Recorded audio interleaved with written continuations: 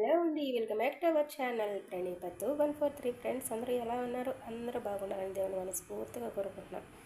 Friends, ఈరోజు మన recipe వచ్చేసి ఎంతో కలర్ఫుల్గా, పుల్లగా, కారంగా, కమ్మగా చాలా బాగుంటుంది. అది ఏంటా అనుకుంటున్నారా? వంకాయ మామిడికాయ కర్రీ అన్నమాట. సూపర్గా ఉంటుందన్నమాట. నేను చేసిన స్టైల్లో ఒక్కసారి మీరు ట్రై చేయండి. మీరు రోజు చేసే స్టైల్లో కాకుండా సూపర్ అంటే సూపర్గా కుదురుతుంది. ఓకే, ఇంక ఇది ఎలా చేయాలో, దానికి ఏమేమి కావాలో వీడియోలోకి అయితే వెళ్ళిపోదాము. వీడియోలోకి వెళ్ళిపోయే ముందు చిన్న రిక్వెస్ట్ అబ్బా, ఫస్ట్ టైం మన ఛానల్ ఏమైనా చూస్తూ ఉంటే ప్లీజ్ సబ్స్క్రైబ్ చేసుకోండి. అలాగే వీడియోకి లైక్ ఇవ్వండి అబ్బా. మీరు ఇచ్చే లైక్ వల్ల వీడియో అనేది చాలా వరకు రీచ్ అవుతుంది. ఓకే, కాబట్టి పదే పదే చెప్తున్నాను. ఇంకా లేట్ చేయకుండా వీడియోలోకి అయితే వెళ్ళిపోదాం. ఇది ఎలా చేయాలో, దీనికి ఏమేమి కావాలో చూద్దాం. వైట్ రైస్ లేక్ కానీ సంగటి లేక్ కానీ సూపర్గా ఉంటుంది. ఇంకా లేట్ ఎందుకండి, వీడియోలోకి అయితే వెళ్ళిపోదాం.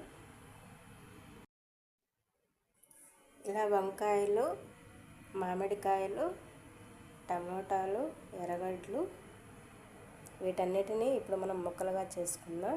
ఇంకా దీంట్లోకి మసాలా పొడి వచ్చేసి 1 స్పూన్ ధనియాల పొడి, కొంచెం పసుపు పొడి, అలాగే 1/4 స్పూన్ వరకు కారపొడి. కారం అయితే ఎక్కువగా ఉందన్నమాట, కాబట్టి 1/4 స్పూన్ వరకు అయితే కారం తీసుకున్నాను. ఇంక ఇది వచ్చేసి అల్లం వెల్లుల్లి పేస్ట్. ఓకే, వీటన్నిటిని ఇప్పుడు మనము ముక్కలు చేసేసుకున్నాం. అన్నీ ఇలా కోసేసుకున్నారు కదా. మామిడికాయ కూడా మనము వంకాయ ఎలా నిలువుగా కట్ చేసుకుంటామో అలాగే మామిడికాయ ముక్కలు కూడా ఇలా కోసాను. ఓకే, వంకాయ అయితే మనం కోసుకునేటప్పుడు నీళ్ళు వేసుకొని, నీళ్ళల్లో కొంచెం ఉప్పు వేసుకొని ఇలా వంకాయలు అయితే కోసుకోండి. ఇలా కోయడం వల్ల వంకాయ అనేది గెరిబారదనమాట, అంటే నల్లంగా రాదు.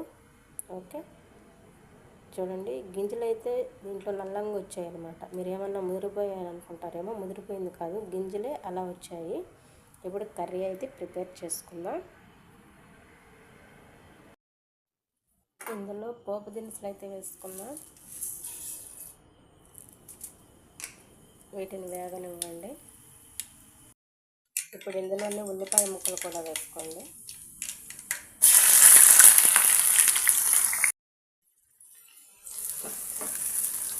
ఇప్పుడు దీన్ని బ్రౌన్ కలర్ వచ్చేంత వరకు ఉల్లిపాయ అనేది వేగనివ్వండి.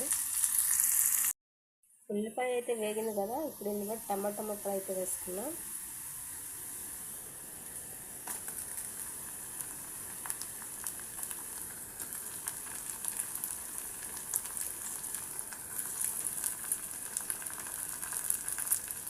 ఇందులోనే సాల్ట్ కూడా వేసుకోండి.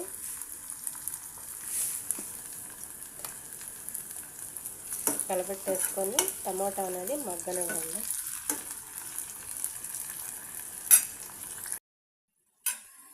ఇందులోనే అల్లం వెల్లుల్లి పేస్ట్ కూడా వేసుకుందాం. ఇప్పుడు దీన్ని పచ్చివాసన పోయేంత వరకు వేగించుకోండి.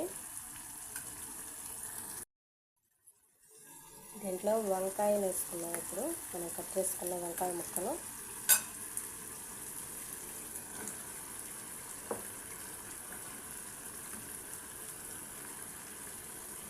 ఇప్పుడు దీన్నంతా బాగా కలబెట్టేసుకొని సిమ్లో పెట్టేసుకొని దీన్ని మగ్గనివ్వండి. వంకాయ కూడా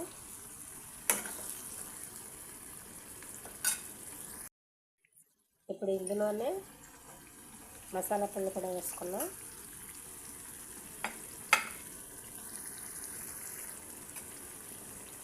ఇప్పుడు దీన్ని కూడా అంతా కలబెట్టేసుకోండి. ఇలా మొత్తం అంతా కలబెట్టేసుకున్నారు కదా. సిమ్లో పెట్టేసుకొని దీన్ని కలబెట్టుకుంటూ ఒక 10 నిమిషాలు అలా మసాలాలోనే ఉడకనివ్వండి. వంకాయ కూడా మంచిగా మగ్గిపోయింది కదా. ఇప్పుడైతే మనము మామిడికాయ ముక్కలు అయితే వేసుకున్నాం. మామిడికాయ ముక్కలు వేసుకొని మొత్తం అంతా కలబెట్టుకున్న తర్వాత ఇప్పుడు ఇందులో కొన్ని వాటర్ అనేటివి వేసుకున్నాం. ఇలా వాటర్ వేసుకున్నారు కదా, కొన్ని వేసుకోండి. ఎందుకంటే వంకాయ అనేది మనకు ఆల్రెడీ ఉడికిపోయింది. మామిడికాయ అనేది ఉడకడానికి మాత్రమే ఒక 10 నిమిషాలు ఉడికితే చాలన్నమాట.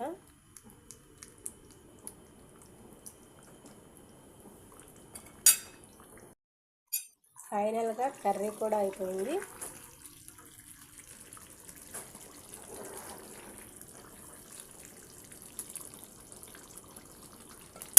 ఇప్పుడు ఇందులో కొత్తిమీర వేసుకోండి.